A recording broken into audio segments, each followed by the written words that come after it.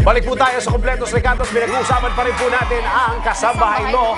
Kasama pa rin natin si Attorney Pogi, Attorney Mark. Okay, Attorney Mark. May pinag-usapan tayo kanina. Hanging question natin, Yes, Viet. Ang question natin kanina, paano kung gusto mo nang i-terminate? I-terminate, yeah. At medyo May pumasok nagawang siya doon sa kasalanan. minor? Pumasok siya minor. Yes, pumasok sa minor. So, pwede ba kaming magsisante ng kasambahay law ng ganun-ganun lang? Ganun lang. Kunyari, Laan. nahuli nung amo na katabi nung asawa niya. Ngayon, anong karapatan? Anong karapatan nung kasambahay na yon? Pwede ba kami mga amo o yung amo na nakahuli, sabihin natin, may ginawa pa rin masama, o nagnakaw, or napagbintangan, basta masama, desisyon nung amo na palayasin. Pwede ba yan? Actually, karapatan ng amo na mag-terminate ng contract of employment. Same also with the kasambahay. Ang kasambahay, may karapatan din na Ganon? mag-terminate ng contract. For yung termination of employment, kailangan may reason. Hindi basta-basta. Okay. Hindi siya Hindi lang basta, hindi ko type yung mukha mo, lumayas ka rito. Hindi pwede. Kailangan with just cause. Okay? So, for example, Gaano kabigat yung cost na yun, attorney? misconduct, willful disobedience, breach of trust. So, yun ang mga possible Doon reasons. sa breach of trust, pwede na yun. yung pagtitiwala. Yung kapatid si kuya. Yun. Na yun. Misconduct, pwede rin. Mabigat na pala yun. So, kailangan may reason. Not because na ayaw mo yung mukha niya, pwede mo nang paalisin. Kasi nakalagay po sa contract of employment, wherein it should be in writing, may period of employment. May nakalagay 6 months, may nakalagay 1 year. But if you want to terminate him or her, Before. na hindi pa ma-expire yung contract na yan, hindi pwede. Unless na may just cause. Pag pina-terminate mo yung amo mo, o yung kasambahay mo, i-terminate mo na without any reason, yung kasambahay is entitled ng payment ng sweldo niya, yung pinagtrabuhan niyang sweldo, kailangan ibigay mo yan, plus damages equivalent to 15 days salary. Okay. Okay? May ganun. So may damages pa. Oh, may damages pa pala yan. Anong klase na naman damages yan? Pag i-terminate mo yung katulong mo o yung kasambahay mo na walang reason at all, kailangan bayaran mo siya sa sweldo niya na pinagtatrabuhan niya plus damages equivalent to 15 days salary. Balik na rin natin. Yung katulong ang magle-let go. Kumbaga, siya mismo siya yung gusto magdidesisyon magpa-terminate. na, alam mo, madalas yan eh. Madalas yan pag nakakita ng mas magandang amo. Oo, o kaya mas mahal. yung lilipatan niya, andun yung best friend niya. Oo. O kaya, Nandun mas maganda yung bahay nun. Oo. May swimming pool yun. Tapos kayo, wala. Ano ngayon ang proteksyon ng amo, attorney? Yung kasambahay, actually, may karapatan din mag-terminate ng contract of employment. Okay? But yung karapatan na yan, kailangan may reason. Okay? Ano yung mga possible reason? Yung verbal abuse, emotional abuse, yung walang magandang tulugan, kasi inhuman treatment, mga ganyan. Assuming na umalis yung kasambahay na walang reason at all, may mga penalties din ang kasambahay. Okay. So first penalty ng kasambahay, if he or she terminated the contract of employment, yung sweldo niya forfeited. 15-day na sweldo For 15 days. 15 days sweldo forfeited. Okay. Plus, pag umalis siya, within 6 months from the day of the start of the employment, yung ginastos ng amo niya for his or her transportation, kailangan niyang bayaran. Bayaran niya. Yes. Assuming, taga Mindanao, of course, sabi ng batas, ang magbabayad ng transportation fees ng isang katulong or kasambahay, yung amo. Hindi pwede na i-charge sa sweldo yung transportation ng isang katulong or kasambahay. Hindi pwedeng i-charge yan.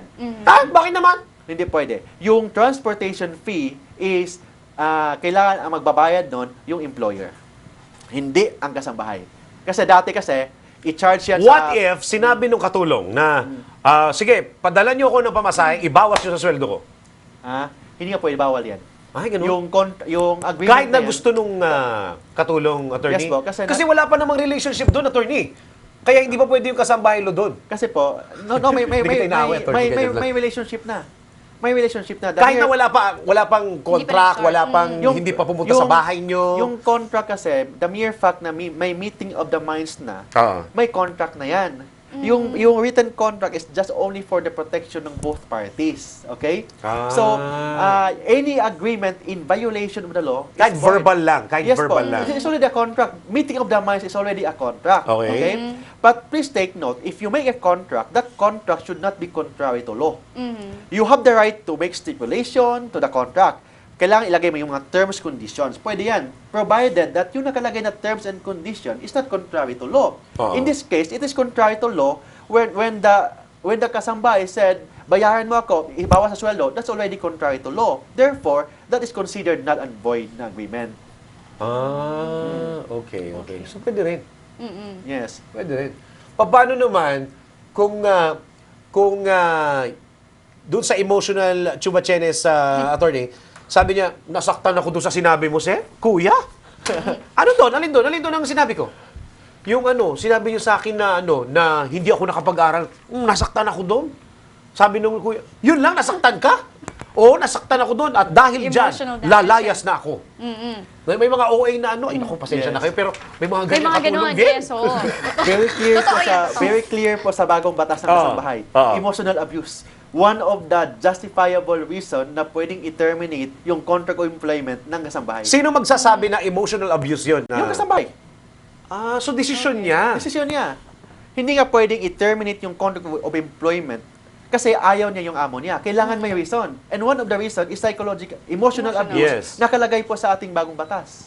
Kung feeling pala niya na inabuso siya sa magitan ng salita, desisyon niya na yun, Desisyon niya yan. attorney. Of course, Kailangan, kailangan kawawa naman ng mga amo. kailangan i-prove niya yan na may emotional abuse na nangyari. Paano niya ipoprove yun, Of attorney? course, through statement, pwede siyang mag-report sa Department of Testimony. Labor, sa Ah. barangay. Ah. Pwede siya mag-report na naabuso siya ng amo niya. Kasi yung abuso kasi, hindi naman kailangan physical lang yun eh. Correct. Pwedeng emotional, Emotional, pwedeng physical. psychological, mental. So that's one of the nakalagay sa ating batas as one of the reason to terminate the contract of employment. Ito naman, attorney, gusto ko itanong, kasi merong mga kasambahay na gustong umuwi, di ba, sa mga probinsya nila. Kunwari, magbakasyon, ganyan. Ay, rest day. Tapos, Live. hino-hold sila nung kanilang mga amo. Ano yung rights nila doon? Actually, may karapatan ang isang kasambahay ng rest day. May tinatawag pang service incentive leave ang kasambahay. Service incentive Oh my leave. Okay? And service incentive leave, requirement yan ng batas. Okay? Hindi pwedeng i-deny yan ng isang kasambahay. Okay. So, 5 days per year. Okay? 5 days. 5 days per Leave. year. Service incentive leave. Service Okay? incentive. May tinatawag pang daily rest hour. Daily rest Rest hour is hour. 8 hours a day. Mhm. Per week, What? 8 hours a day. Okay? Then, mayroon pang 24 hours, consecutive hours weekly rest. So, it means Okay. 24 hours. Pero yung daily rest day, hindi pwede yan na, sabihin nyo na, yung 8 hours na yan, pwede ba na mag-overtime ka, then bayaran ka, bawal yan. Kailangan yung 8 hours should be observed, strictly. Okay? But yung rest day, pwedeng may agreement. Yung 24 hours na consecutive, pwede bang 12 hours na lang, and then yung another 12 hours may bayad, pwede yan. Okay? Yun ang tinatawag na rest day. Overtime na ang drama Overtime na dito. yan. Then yung service incentive leave, Yeah. requirement yan ng batas. But ma-avail lang yan ng isang kasambahay after 1 year of service. Okay. 5 days a year. Dito pwede ipasok yung bakasyon ni kasambahay or yung mga absent ni kasambahay, Oo. i-offset. I-offset. I-offset sa 5 days. Pero after a year Paano pa makakaw yun? na After absent a yun? year. Sa bahay mo naman nakatira yun. Oh, yes.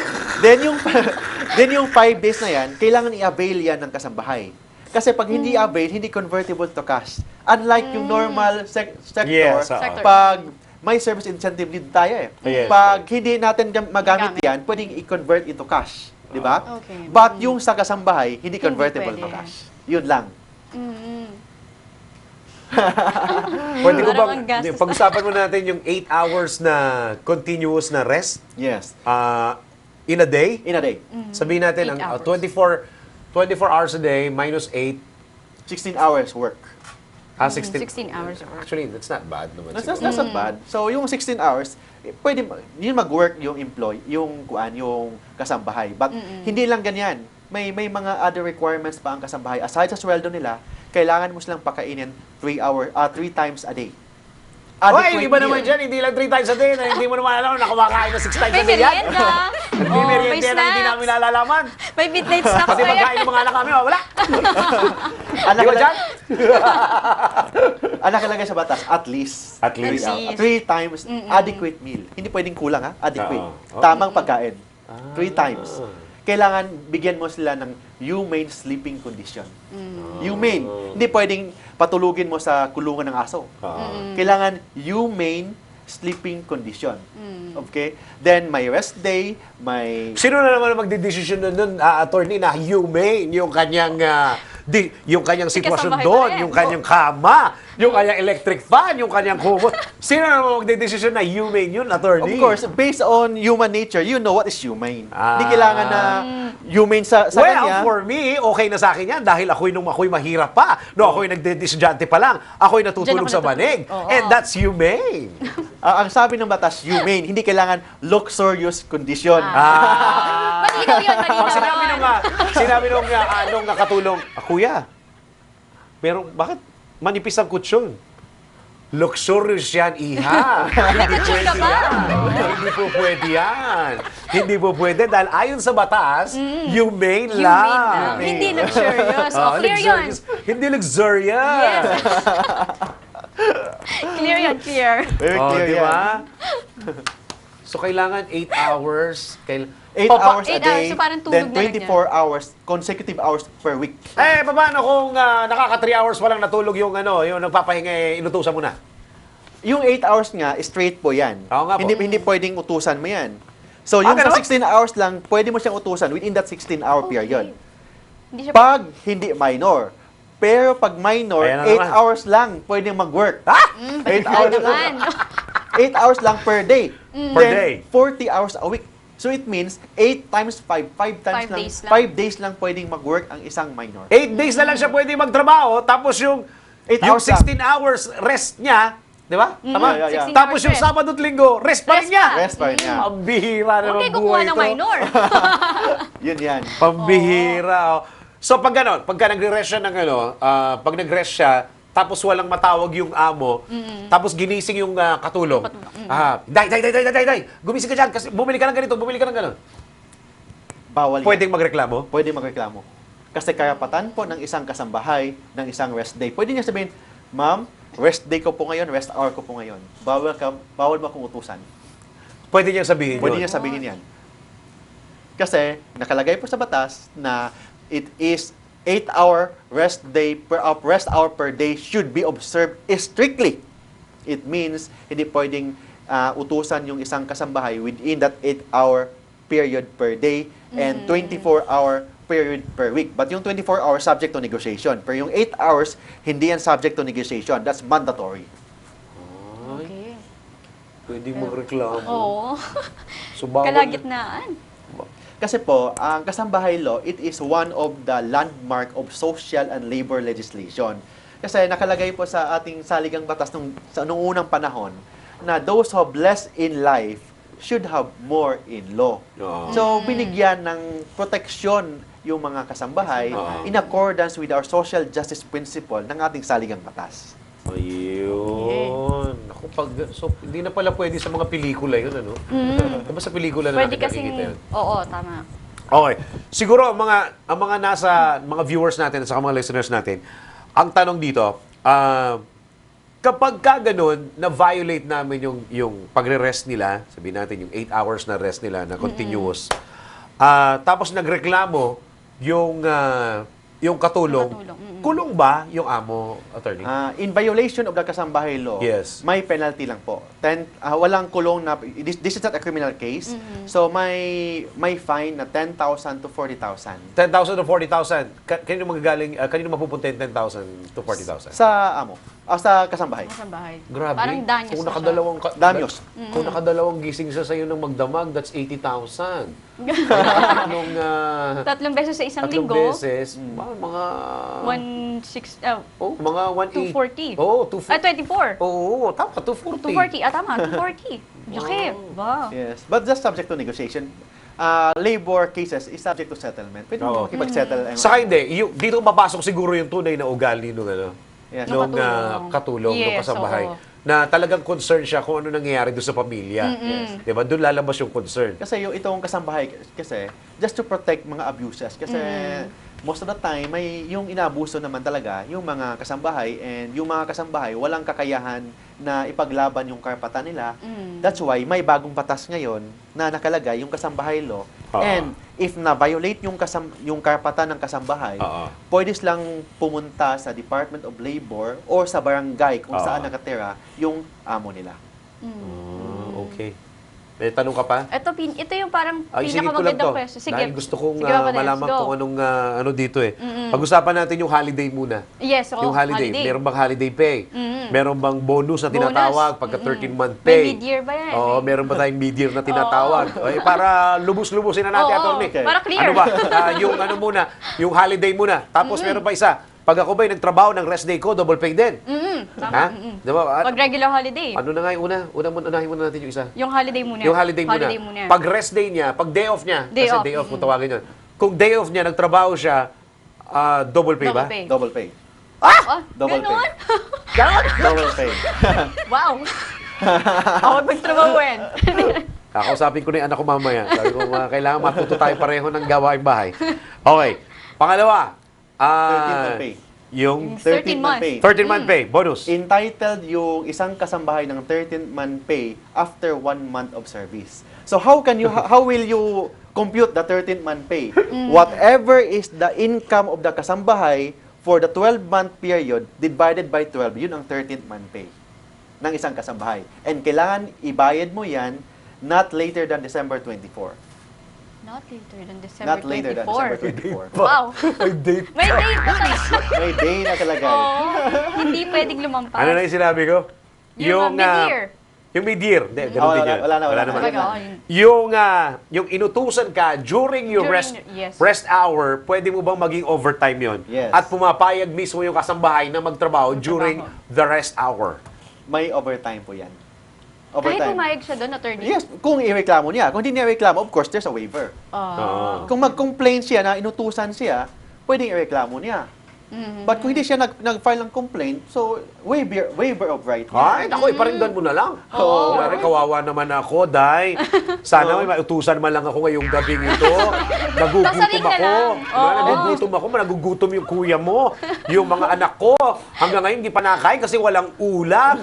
Pero since it's your rest hour, wala naman kami Nakakahiya magagawa. naman. Oo. Sabi naman ni Inday, atin naman, ako na lang, akong bahala. O, pues, pumirma ka! Di ba? Ganun yan. Kasi nag-volunteer ka. Ito, waiver. Pumirma ka. Ganun ba palagi yun? Pwede, pwedeng waiver. Pwedeng i-waive yung Dami right ng papel. mo. Then, please take note that yung kasambahay is entitled to receive yung sweldo cash. Hindi pwede na In kind. in kind or chocolate lang. Kailangan in cash and at least once a month. Once a month. Once a month. Then, yung amo, walang karapatan na mag-interfere kung paano gastusin ni Inday yung sweldo niya. Okay. Walang karapatan yung Oo amo. naman. Oo naman. So, it's very clear under the law. Actually, yung kasambahay law, yung mga provisions ng labor code natin, some of the provision in-apply ng kasambahay law to make the kasambahay at least the same or similar situation with the formal sector. Yun na namang purpose ng batas eh. Alright. Ito, attorney, gusto ko lang maisingit yung tungkol sa protection naman. Kung ang kasambahay law, focus niya sa mga kasambahay, Yes. meron din bang protection para sa mga employer? Like, kunwari, kung itong si kasambahay gumawa ng kasalanan, nagnakaw, ganyan, tapos biglang disappear, ano yung habol ng employer? Yung habol, of course, the employer has the Prayer. Yung habol yung habol ng employer, of course, mag-file ng complaint. One of the right ng isang employer is to terminate the contract or yung may tinatawag na prohibition against privileged communication. It means whatever na nalalaman ni Inday na wherein that is private in nature, hindi pwede yan matanggap as evidence against the employer kasi that is a privileged communication. Okay? Covered po yung kasambahay ng privileged communication. So it means yung kasambahay hindi pwedeng magtestigo against the amo. Okay? Kasi it's a privileged communication. And also, one of the right ng isang kasambahay to demand yung mga documents before niya i-hire yung isang kasambahay, like yung mga barangay certificate, NBI, police clearance, and mga other proof na yung with respect to the age. Kasi nga, kailangan proof kasi pag below 15, maging liable ang isang kasambahay. So, it is, of course, it is only optional on the part of the employer to require that documents. Yun ang mga, but most probably, yung lahat ng mga na provision ng kasambahay is purely to protect the kasambahay. Kung mayroon man sa employer, minor lang. Minor lang siya. Oo nga. Saka hindi, parang talagang para sa kasambahay talaga ito. That's why it's called Kasambahay law, yes. Magbabayad ng gastusin ng tulad ng sabon, toothpaste. Toothpaste, yung pang personal. Oo, yung mga pang-hygiene personal. nila. Yung pang gili-gili, deodorant. Basic needs. Sinong may gastos nun, attorney? Actually, yung mga shampoo, mga ganyan, gratuitous lang. It means na depende sa agreement nilang dalawa. Kasi ang nakalagay sa ating batas, ang requirement lang ng isang employer is to give humane sleeping condition, 3 pagkain, rest day, and of course, yung medical, yung first aid lang. But with respect to mga hygiene, it depends na lang.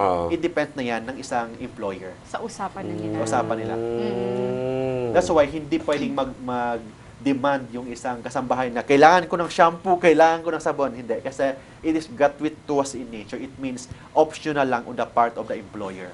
Okay. Ito, madalas mangyari ito. Kahit, sige, pwede pa tayo mga 3 question pa siguro. Wala tayong oras eh. Ang requirement ng amo, kailangan magaling kang magluto. Kailangan marunong ka sa Metro Manila. Kasi uutusan mo mag-grocery yan, magganito, magganyan. Tapos, kailangan, kahit paano, alam mong gumamit ng, naalala ko tuloy yung lola ko na nag-hire ng katulong, tinanong niya kung marunong gumamit ng washing machine. Andun ako eh. Sabi niya, marunong po, ma'am. Sabi niya.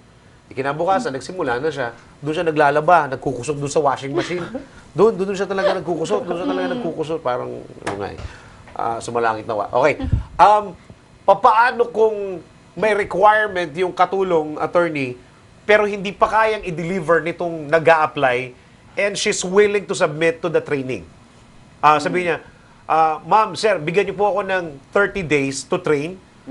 Hindi ko alam yan, pero pag-aaralan ko yan, turuan niyo lang po ako. Pero hindi muna tayo papasok sa kasambahay law. Wala pang commitment. Kukunin niyo ako kung gusto niyo ako. Pero kung ayaw niyo sa akin, okay lang. Pero kung ganun yung bigay nung ganun yung bigay nung gustong pumasok. Yes. Sa nakatulong, attorney. Actually, yung training is not one of the requirement ng batas, okay? But it is encouraged. So may mga yung mga katulong nila pina-train ng TESDA, okay? Okay. But that's only optional, but it is encouraged, okay? Hindi siya matatawag na requirement po 'yan. Okay. So, depende po 'yan sa agreement nilang mag-amo kung i-undergo ba ng training or hindi. Hindi, kasi baka mamaya ibubitrap lang yung amo. But the mere fact that na yung isang katulong or yung kasambahay nag-work na sa bahay ng amo, may tinatawag na employer-employee relationship.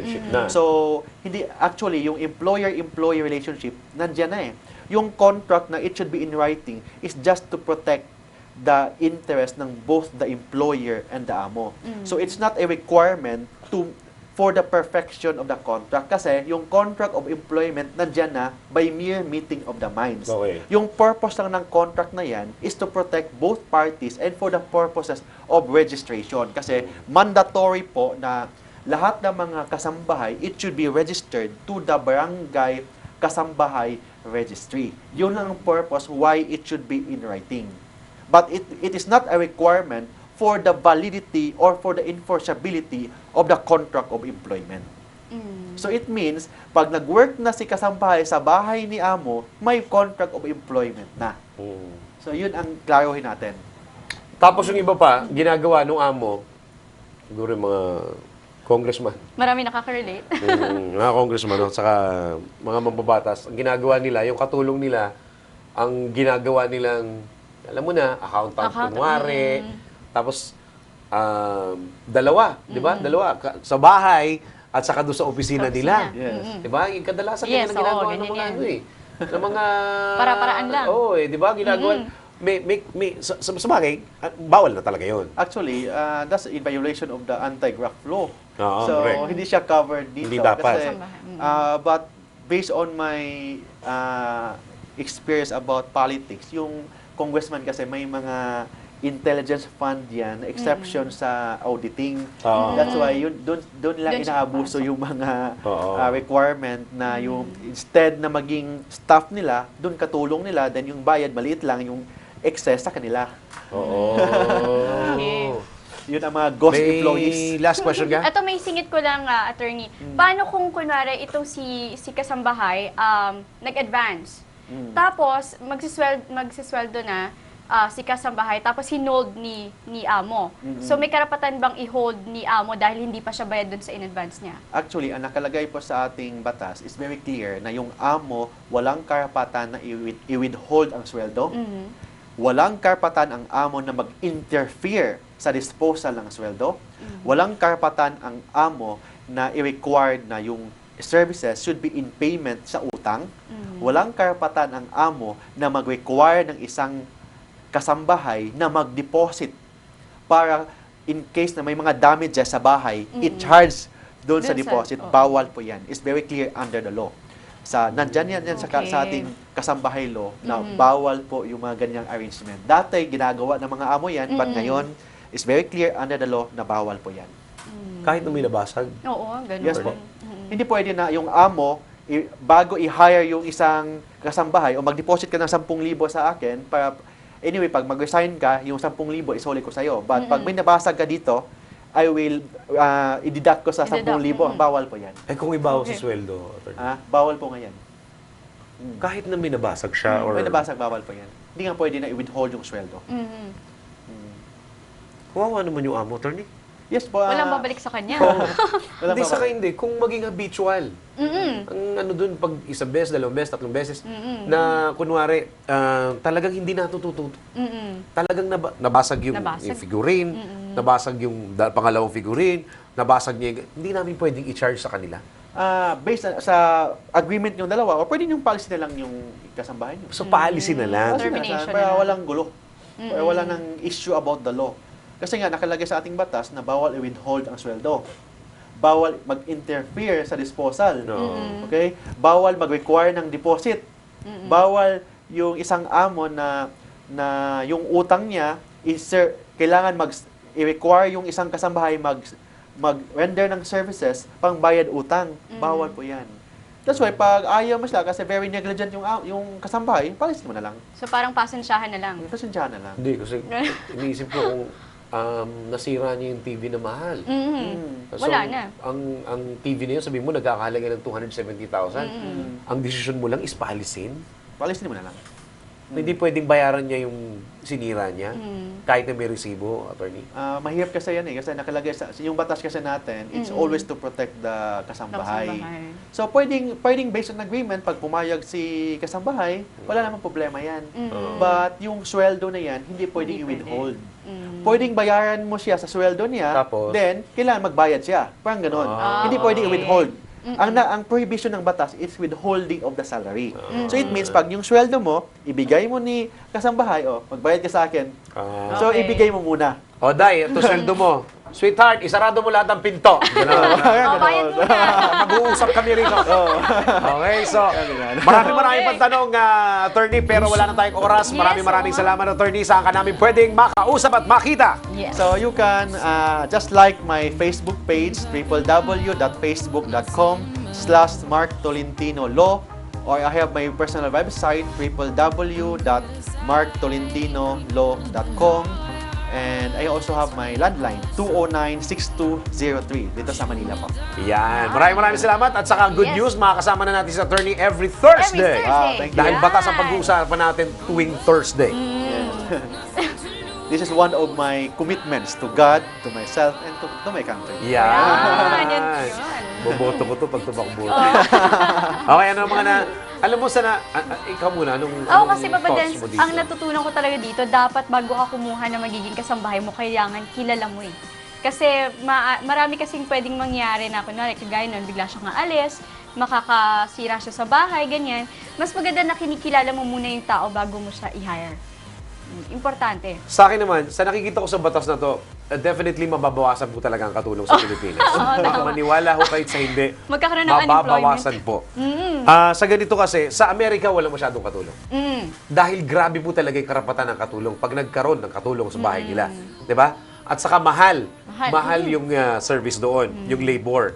Kaya medyo nagdadalawang isip talaga. Actually, ultimo yung mga amo dito na Pilipino, pag pumunta doon sa States, walang katulong yun eh. Yes. Kasi alam din nila, di ba? Na mahal talaga. Dito, ako sa batas na to, wag sanang mangyari na ito na yung yung lowest na ano na pwede kang magtrabaho, mawawala pa. Palagi ko mawawala talaga eh. Palagi ko yung sinasabi ni attorney na based on data, we have 2 million 2 million? katulong sa kasambahay Baka in the maging Philippines. Palagi ko, baka mahati yan. Maaari. Bababayan. Tapos, one way din na para sa mga amo na tayo rin may educate din. Yung trato natin sa kasambahay, taas natin ng konti. Kaya nga katulong yun eh. Katulong as in, pag may ginagawa ka na isang bagay, kailangan mo ng katulong. Help, di ba? Help. So, manggagaling doon sa katulong. So, ibig sabihin nun, kaya nga katulong yan, kasi pwede lang yan, katulong lang. Hindi yung mismong gagawin. Hindi alipin. Oo, hindi alipin. Yun. Katulong lang. So, may educate yung mga ano natin, may educate yung mga amo, tapos dataas din ang karapatan. Ang kinatatakot ko rito, baka dumating yung panahon na tayo mismo, aasahan na lang natin yung sarili natin. 'Di ba? Aasahan na lang matututo tayong kung hindi kayo marunong mag-map, pues matuto na kayo mag-map. Kung hindi kayo marunong mag-ugas ng pinggan, pues kasi nga meron na silang 8-hour rest. 'Di ba? Hindi mo na sila Tuloy-tuloy. baka mamaya nagkukuwenta yan. Di ba nagkukuwenta yan? Tapos bigla kang singilin. Oo. Ako nakakalungkot dahil parang yung amo dito ang naano eh. 'Di ba? Parang medyo. konti lang naman pero Konti lang. kahit paano naanuhan sila doon sa serbisyo, parang nalimitahan sila. Pero sana wag dumating yung panahon na wala nang maging katulong, 'di ba? Well, pagdating naman sa society, pag walang katulong naman, lahat professional na, maganda rin. Mas maganda. Oh, okay. So maraming salamat po sa lahat ng mga nakinig at nanood Yes. sa atin. Thank you very much. Maganda yung pag-uusapan natin next week. Yes, oo. Pwede ka naman sabihin. Ito, adoption tayo. Yan, Maganda to. adoption. Galing ba sa yan? Yeah. Medyo may nag-request lang din. Adoption daw. O yan. Yan totoo. Gusto mo ba mag-adopt? Maraming salamat po. Kami po ang inyong naging kasama. Ako po si Dennis Antenor At Jr. ako pa rin si Vian Dacles. Hanggang sa pagbabalik ng Kompletos Recados. Bye-bye!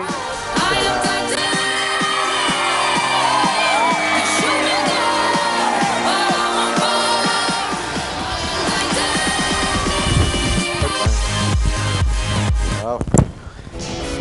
Nice! Isang pagtal